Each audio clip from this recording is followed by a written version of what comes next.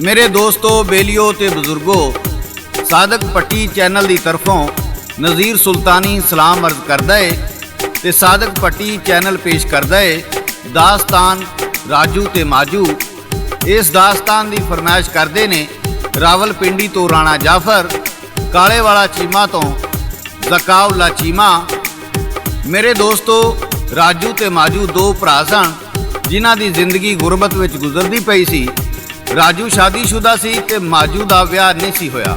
राजू ते ओदी बीवी बच्चे एक कच्चे मकान विच रहिंदे सन ते माजू वेड़े विच कखां दी कुल्ली बना के रहिंदा सी। राजू मेहनत मजदूरी करके अपने बच्चों का पेट पालदा ते माजू जंगल विचों लकड़ियां लिया के वेचदा। ओदी अद्धी कमाई अपने भरा नूं दे दिंदा ते अद्धी कमाई दा दाना दुड़का खरीद के जंगल विच परिंदिआं नूं लै जा के पा दिंदा।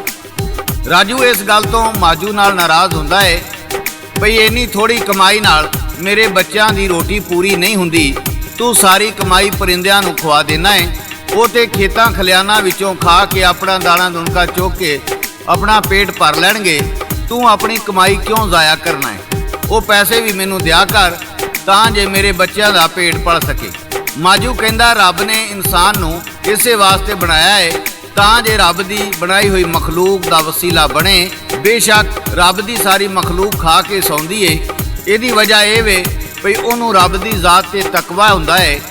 पर इंसान जिन्हों रब ने अशरफुल मखलूकात बनाया उन्होंने रब ते तकवा नहीं। वो हर वेले लालच हिरस हवस विच पिया रहिंदा है। एक वक्त दा मिल जावे ते दूजे वक्त दी फिर भी आउण वाले वेले वास्ते जोड़दा रहिंदा है। इहदा लालच किधरे भी पूरा नहीं हुंदा, ये होर तो होर दी तलाश विच रहिंदा है। राजू माजू दियां ये गल्लां सुन के गुस्से विच आ जांदा है ते उहनूं लड़ के घरों कढ दिंदा है।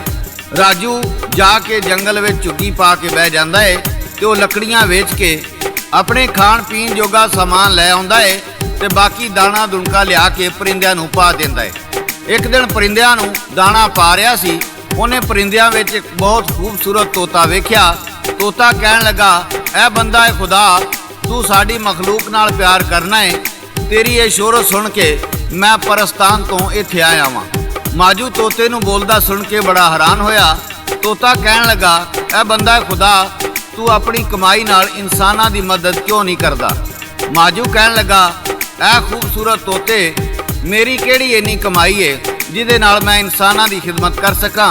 जिन्नी को मेरी कमाई है इहदे विच मैं दाना दुनका ही खरीद सकना वां ते इह भी ते रब दी मखलूक है, मैं वो दाने लिया के इन्हां नूं पा देना वां। तोता माजू नूं की कहंदा है सादक पट्टी पेश करदा है। लाला जी रिकॉर्ड करदे ने ते दास्तान लिखदे ने शायर नज़ीर सुल्तानी। उड्डिया परस्तान तो तोता जंगलां दे विच आया, भुखा सी ओ कई दिनां दा माजू दाना पाया। खा के खुश होया तोता कहंदा गल सुन यारा, करना तू मखलूक दी खिदमत तेरा चंगा कारा। तेरी शोहरत विच परिंदिआं मेरे ताई आई, दाना पावी कुल परिंदिआं लावी ना तू फाई। कर भला तू जा इंसाना जेड़ा दर्दा मारा, देन दुआवां तू खुश वसे माड़ा यार बेचारा। कहंदा माजू की कर करनी मैं ते खिदमत यारा, नहीं कमाई इन्नी मेरी बना मैं किंज सहारा। तोता बनिया यार माजूदा दोवें बसन लगे, करके गल्लां मिठियां मिठियां दोवें हसन लगे। एक दिहाड़े तोता उड्डिया विच पहाड़ां दे आया, जिथा ओने गार दे अंदर शाही दा सरमाया। जाके दसिया माजू ताई फिकर करी ना यारा, रब नाया खिदमत दे लई साडा एक सहारा। चल मेरे नाल गार दे अंदर सोना कढ लियाइए, करिए खिदमत इंसाना दी दुखड़े दूर भजाइए। ਤੋਤੇ ਦੇ ਨਾਲ ਮਾਜੂ ਜਾਂਦਾ ਗਾਰ ਦੇ ਅੰਦਰ ਆਇਆ। ਕੀ ਪਤਾ ਸੀ ਦੌਲਤ ਉੱਤੇ ਜਿੰਨਾ ਪੈਰਾ ਲਾਇਆ। ਚੋਰ ਸਮਝ ਕੇ ਫੜ ਲੈ ਦੋਵੇਂ ਕੈਦੀ ਕਰ ਲੈ ਜਾਂਦੇ। ਜਾ ਕੇ ਆਪਣੇ ਬਾਦਸ਼ਾਹ ਅੱਗੇ ਦੋਵੇਂ ਪੇਸ਼ ਕਰਾਂਦੇ। ਜਦੋਂ ਤੋਤੇ ਨੇ ਗਾਰ ਵਿੱਚ ਦੌਲਤ ਦਾ ਖਜ਼ਾਨਾ ਵੇਖਿਆ ਤੇ ਆ ਕੇ ਮਾਜੂ ਨੂੰ ਕਹਿਣ ਲੱਗਾ, ਯਾਰਾ ਸਾਡਾ ਇਨਸਾਨਾਂ ਦੀ ਖਿਦਮਤ ਕਰਨ ਦਾ ਖਾਬ ਵੀ ਪੂਰਾ ਹੋ ਗਿਆ। ਮੈਂ ਇੱਕ ਗਾਰ ਵਿੱਚ ਖਜ਼ਾਨਾ ਵੇਖਿਆ ਏ, ਤੂੰ ਮੇਰੇ ਨਾਲ ਚੱਲ ਤੇ ਉਹ ਖਜ਼ਾਨਾ ਲਿਆ ਕੇ ਦੁਖੀ ਇਨਸਾਨਾਂ ਦੀ ਖਿਦਮਤ ਕਰ। ਜਦੋਂ ਉਹ ਦੋਵੇਂ ਉਸ ਗਾਰ ਵਿੱਚ ਗਏ, ਉਸ ਗਾਰ ਤੇ ਜਿਨ੍ਹਾਂ ਦਾ ਪਹਿਰਾ ਸੀ ਤੇ ਜਿੰਨਾਤ ਉਹਨਾਂ ਨੂੰ ਫੜ ਕੇ ਆਪਣੇ ਬਾਦਸ਼ਾਹ ਕੋਲ ਲੈ ਗਏ। ਬਾਦਸ਼ਾਹ ਦਾ ਨਾਮ ਬਗਲੂ ਜਿੰਨ ਸੀ। ਬਾਦਸ਼ਾਹ ਕਹਿਣ ਲੱਗਾ, ਤੁਸੀਂ ਖਜ਼ਾਨਾ ਚੋਰੀ ਕਰਨ ਦੀ ਨੀਅਤ ਨਾਲ ਗਾਰ ਵਿੱਚ ਆਏ ਕਿਉਂ ਨਾ ਤੁਹਾਨੂੰ ਸਾਰੀ ਜ਼ਿੰਦਗੀ ਲਈ ਕੈਦ ਕਰ ਦਿੱਤਾ ਜਾਵੇ।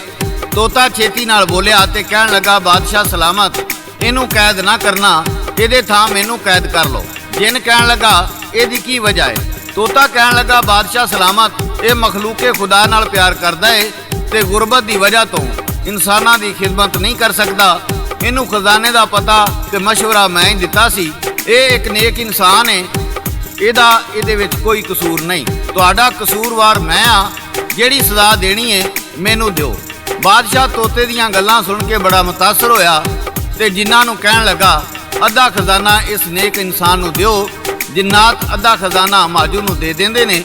ਤੋਤਾ ਤੇ ਮਾਜੂ ਦੌਲਤ ਲੈ ਕੇ ਸ਼ਹਿਰ ਆ ਜਾਂਦੇ ਨੇ ਤੇ ਫੇਰ ਕੀ ਹੁੰਦਾ ਹੈ, ਸਾਦਕ ਭੱਟੀ ਪੇਸ਼ ਕਰਦਾ।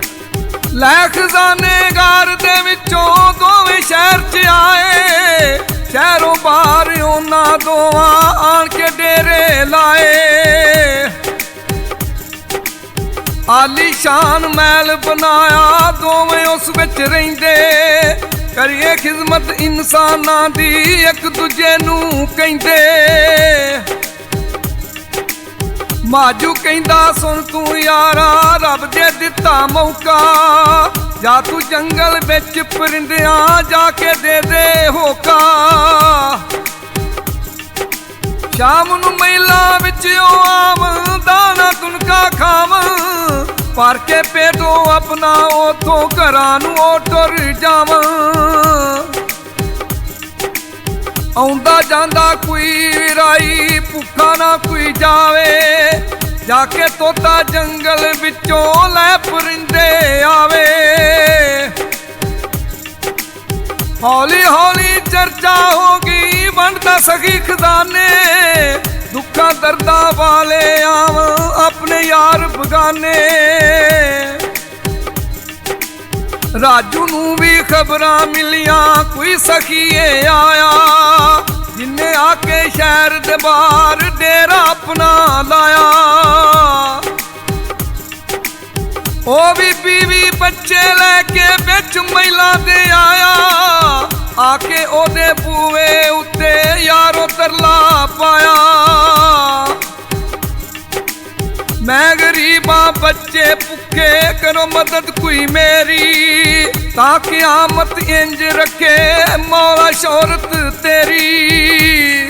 ਜਦੋਂ ਮਾਜੂ ਸਖੀ ਦੀ ਸਖਾਵਤ ਦੇ ਚਰਚੇ ਦੂਰ ਦੂਰ ਤੱਕ ਫੈਲ ਗਏ ਤੇ ਜ਼ਰੂਰਤਮੰਦਾਂ ਦੀ ਕਤਾਰ ਮਾਜੂ ਦੇ ਮੁਹੱਲਾਂ ਅੱਗੇ ਲੱਗੀ ਰਹਿੰਦੀ। ਪਰਿੰਦਿਆਂ ਦਾ ਝੁਰਮਟ ਹਰ ਵੇਲੇ ਉਹਦੇ ਮੁਹੱਲਾਂ ਦੇ ਗੁੰਮਦਾਂ ਤੇ ਲੱਗਾ ਰਹਿੰਦਾ। ਇਹ ਖਬਰ ਉਹਦੇ ਭਰਾ ਰਾਜੂ ਨੂੰ ਹੋਈ ਭਈ ਕੋਈ ਸਖੀ ਗਰੀਬਾਂ ਦੀ ਮਦਦ ਕਰਦਾ ਏ। ਉਹ ਵੀ ਆਪਣੀ ਗੁਰਬਤ ਦੇ ਹੱਥੋਂ ਪਰੇਸ਼ਾਨ ਉੱਥੇ ਆ ਗਿਆ ਤੇ ਜ਼ਰੂਰਤਮੰਦਾਂ ਦੀ ਲਾਈਨ ਵਿੱਚ ਲੱਗ ਗਿਆ। ਜਦੋਂ ਉਹਦੀ ਵਾਰੀ ਆਈ ਤੇ ਉਹਨੇ ਵੇਖਿਆ ਭਈ ਉਹ ਸਖੀ ਕੋਈ ਹੋਰ ਨਹੀਂ, ਉਹਦਾ ਛੋਟਾ ਭਰਾ ਮਾਜੂ ਏ ਤੇ ਉਹ ਬੜਾ ਹੈਰਾਨ ਹੋਇਆ। ਮਾਜੂ ਨੇ ਆਪਣੇ ਵੱਡੇ ਭਰਾ ਨੂੰ ਗਲ ਨਾਲ ਲਾ ਲਿਆ ਤੇ ਆਖਿਆ, ਤੂੰ ਜਾ ਕੇ ਆਪਣੇ ਬੱਚਿਆਂ ਤੇ ਬੀਵੀ ਨੂੰ ਲੈ ਆ। ਰਾਜੂ ਜਾ ਕੇ ਆਪਣੇ ਬੀਵੀ ਬੱਚਿਆਂ ਨੂੰ ਲੈ ਕੇ ਆ ਜਾਂਦਾ ਏ ਤੇ ਰਾਜੂ ਪੁੱਛਦਾ ਏ, ਇਹ ਸਭ ਕਿਵੇਂ ਹੋਇਆ? ਮਾਜੂ ਕਹਿਣ ਲੱਗਾ, ਭਾਈ ਤੁਸੀਂ ਮੈਨੂੰ ਮਖਲੂਕੇ ਖੁਦਾ ਨਾਲ ਪਿਆਰ ਕਰਨ ਤੋਂ ਡੱਕਦੇ ਸੀ। ਇਹ ਸਭ ਕੁਝ ਉਹਨਾਂ ਨਾਲ ਪਿਆਰ ਕਰਨ ਦੀ ਵਜ੍ਹਾ ਤੋਂ ਹੋਇਆ ਤੇ ਉਹਨੇ ਸਾਰਾ ਕਿੱਸਾ ਰਾਜੂ ਨੂੰ ਸੁਣਾ ਦਿੱਤਾ।